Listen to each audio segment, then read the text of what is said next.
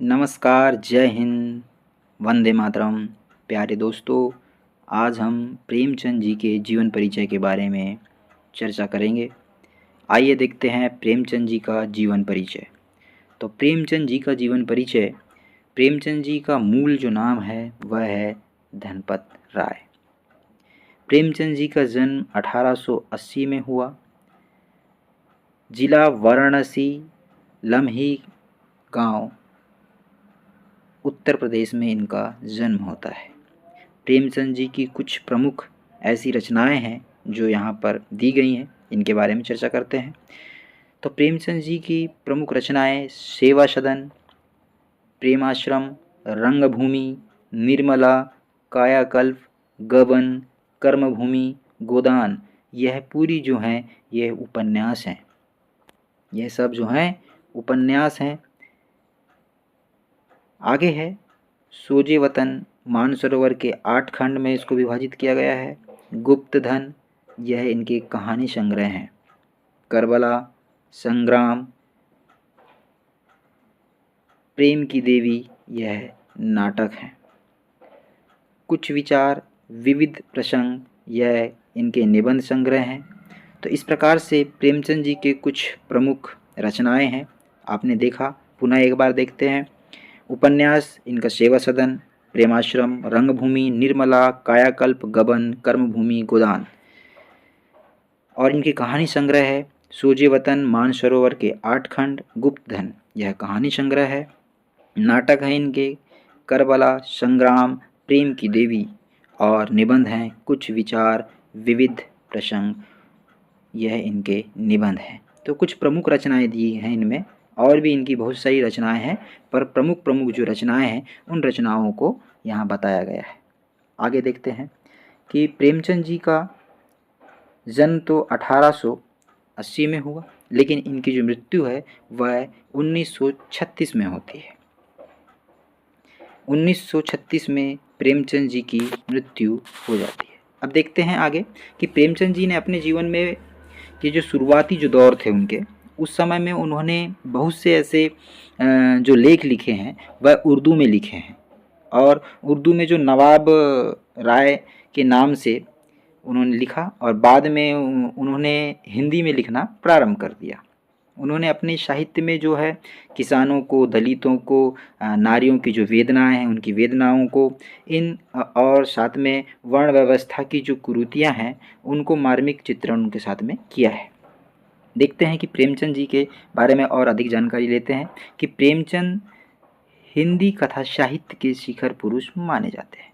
हिंदी कथा साहित्य के जो है क्या माने जाते हैं, शिखर पुरुष माने जाते हैं। कथा साहित्य के इस शिखर पुरुष का बचपन अभाव में बीता। बहुत अभाव में इन्होंने अपना जीवन जिया है।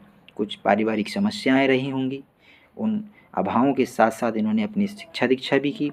तो स्कूली जो उनकी शिक्षा है पूरी करने के बाद पारिवारिक समस्याओं के कारण जैसे तैसे उन्होंने अपनी बीए तक की पढ़ाई को पूर्ण किया। वह अंग्रेजी में एमए करना चाहते थे, लेकिन जीवन यापन के लिए उन्हें नौकरी भी करनी पड़ी, क्योंकि पहले से ही बताया गया है कि भाई उनकी कुछ पारिवारिक समस्याएं थी, तो जीवन यापन करना था, इसलिए उन्हें नौकरी भी करनी पड़ी। सरकारी नौकरी मिली भी, लेकिन महात्मा गांधी के असहयोग आंदोलन के कारण प्रेमचंद जी को सरकारी नौकरी मिल चुकी थी, लेकिन महात्मा गांधी के साथ में असहयोग आंदोलन में उन्हें भाग लेना था। उसमें भाग लेने के कारण उन्होंने उस नौकरी को त्यागपत्र दे दिया, नौकरी को त्याग दिया असहयोग आंदोलन के लिए, देश के लिए। और राष्ट्रीय आंदोलन से वह जुड़ गए। और जब राष्ट्रीय आंदोलन से जुड़ जाते हैं, जुड़ने के बावजूद भी लेखन कार्य उन्होंने सुचारू रूप से चलता रहा। ऐसा नहीं है कि उन्होंने अपने जो जिस चीज़ में उनकी रुचि थी उस रुचि को उन्होंने पूरी तरह से ख़त्म कर दिया हो, नहीं। राष्ट्रीय आंदोलन में जुड़ने के बावजूद भी उन्होंने अपने लेखन जो कार्य हैं उनको सुचारू रूप से चलाते रहे। पत्नी शिवरानी देवी, अब इनकी पत्नी भी आंदोलन में हिस्सा लेती है, शामिल होती है।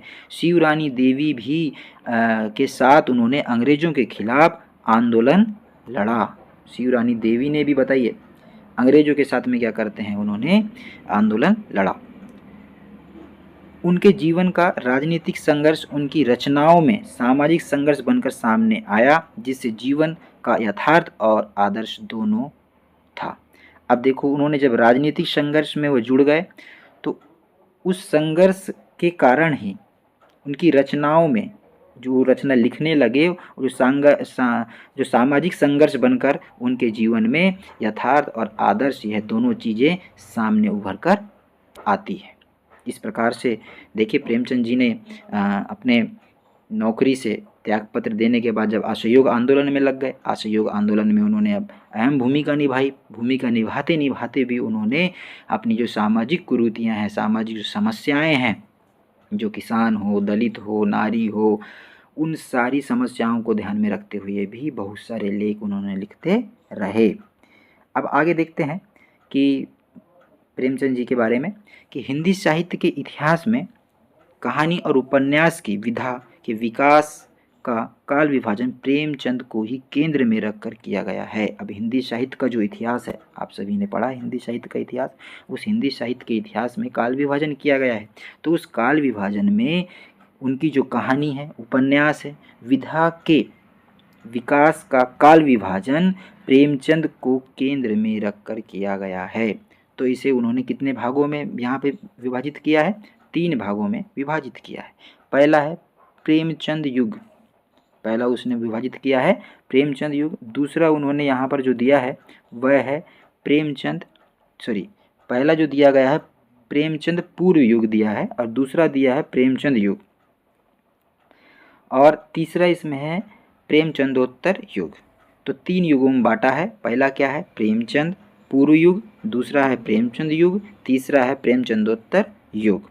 तो 3 युगों में विभाजित किया है। तो उनकी कहानी और उपन्यास की विधा के विकास का काल विभाजन प्रेमचंद के ही केंद्र में रखकर किया गया है। यह प्रेमचंद की निर्विवाद महत्व का एक स्पष्ट प्रमाण है।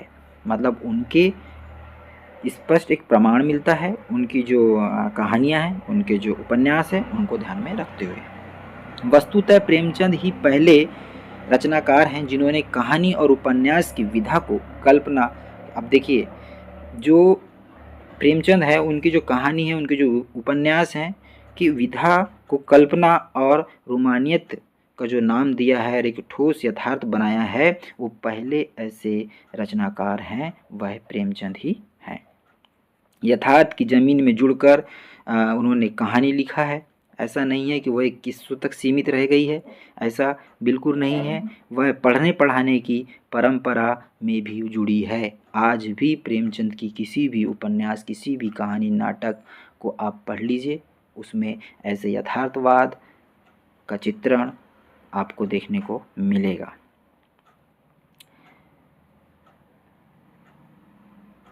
इसमें उनकी हिंदुस्तानी, हिंदी, उर्दू मिश्रित है।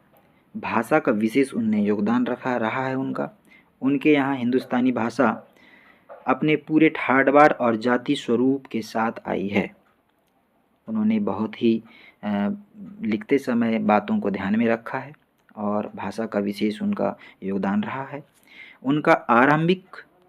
उनकी जो आरंभिक कथाएं हैं उसके बारे में, तो उनका आरंभिक कथा साहित्य कल्पना, संयोग और रोमानियत के ताने बाने से बुना गया है, लेकिन एक कथाकार के रूप में उन्होंने लगातार विकास किया और पंच परमेश्वर जैसी कहानी, सेवा सदन जैसे उपन्यास के साथ सामाजिक जीवन को कहानी का आधार बनाने वाली यथार्थवादी कला के अग्रदूत के रूप में वह सामने आते हैं। पंच परमेश्वर और सेवा सदन, इन कहानी और उपन्यासों के बारे में बताया गया है। सामाजिक जीवन को कहानी का एक आधार बनाने के रूप में यथार्थवादी कला के अग्रदूत के रूप में सामने आते हैं।